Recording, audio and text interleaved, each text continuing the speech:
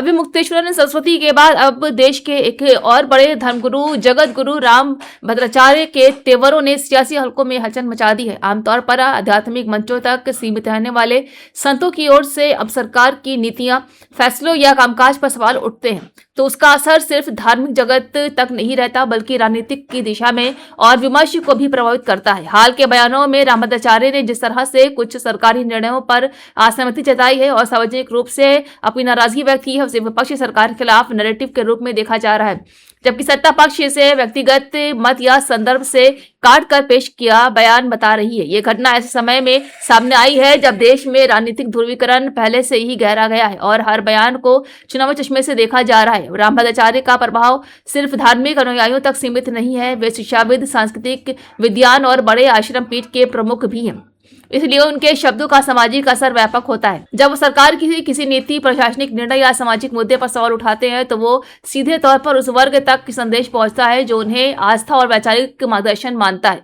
सरकार समर्थकों, नेताओं का कहना है कि भारत जैसे लोकतंत्र में हर नागरिक, चाहे वो संत हो या सामान्य व्यक्ति, को अपनी बात रखने का अधिकार है, लेकिन इसे सरकार के खिलाफ मोर्चा बताना अतिशयोक्ति है। वही विपक्ष इसे इस बार इस रूप में पेश कर रहा है कि जब धार्मिक नेतृत्व का एक हिस्सा भी सरकार से असंतुष्ट दिख रहा है। आने वाले चुनावी माहौल में ऐसे बयान राजनीतिक विमर्श को और धार दे सकते हैं। सवाल ये है कि क्या अगर असहमति किसी बड़े आंदोलन या संगठित दबाव का रूप लेगी या फिर बयानबाजी तक सीमित होगी। फिलहाल इतना तय है कि आध्यात्मिक मंच से उठी आवाज ने सियासी गलियारों में नई बहस छेड़ दी है और आने वाले दिनों में ये मुद्दा किस दिशा में जाएगा, इस पर सबकी नजर टिकी रहेगी।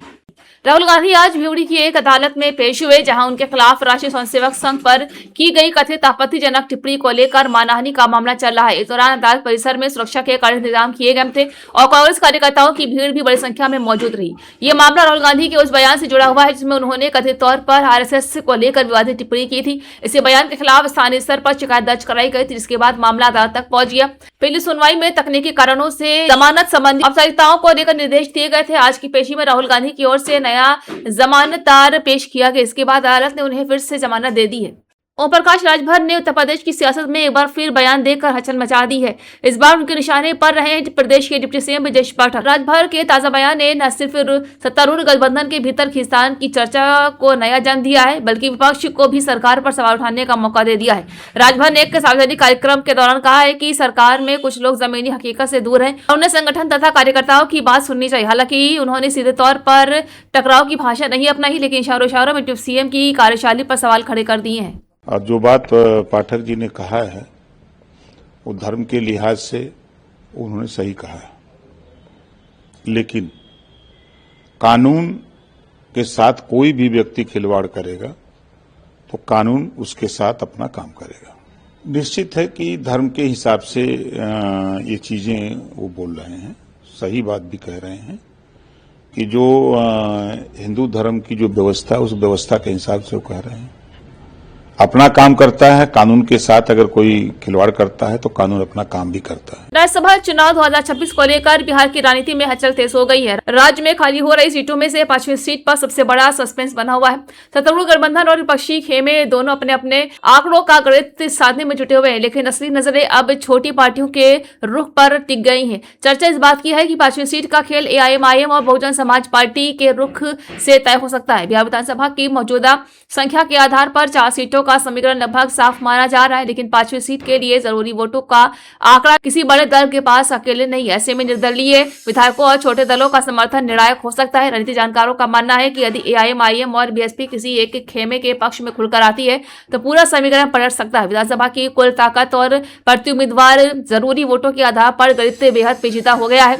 राष्ट्रीय पक्ष दावा कर रहा है कि उसके पास पर्याप्त समर्थन, जबकि विपक्ष का कहना है कि क्रॉस वोटिंग और राजनीतिक समर्थन से तस्वीर बदल सकती है। राज्यसभा चुनाव में गुप्त मतदान नहीं बल्कि खुला मतदान होता है। एआईएमआईएम का सीमित लेकिन प्रभावी समर्थन और बीएसपी का संभावित रुख इसलिए अहम है क्योंकि दोनों के पास भले ही कम विधायक हो, लेकिन मौजूदा गणितों में उनकी संख्या किंग मेकर की भूमिका निभा सकती है। वही वजह है कि दोनों दलों के नेताओं की बैठकों और बयानों पर राजनीतिक गलियारों की नजर बनी हुई है। अब सवाल यह है कि क्या क्या 5वीं सीट पर मुकाबला सीधे होगा या कोई अप्रत्याशित मोड़ आएगा? क्या छोटे दल रणनीतिक समर्थन देने का निर्णय करेंगे? फिलहाल बिहार की राजनीति में जोड़घटाव का दौर जारी है और राज्यसभा की ये 5वीं सीट सत्ता और विपक्ष दोनों के लिए प्रतिष्ठा का प्रश्न बन चुकी है।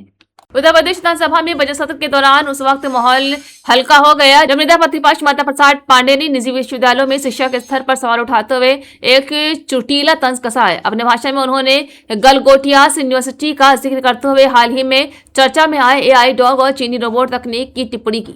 जो कॉन्वेंट या स्कूल चलाने का अधिकार उन्हें मिला है कि वो अपने हिसाब से स्कूल चलाएंगे, उसका दुरुपयोग करते हैं, लाभ उठाते हैं। आपकी लखनऊ यूनिवर्सिटी लेती है फीस थोड़ा आई, एक आप गलगोटिया पूछ लीजिए कितना फीस है, तो अपने खोज ले आया, पता नहीं कहाँ कुत्ता कि हमने बनाया है, आ गया जाए। यही सब यूनिवर्सिटियां हैं। जब इनको यूनिवर्सिटी बनाने का विधेयक आया था तो खड़ा होकर मैंने विरोध किया था, ये सब मत करो।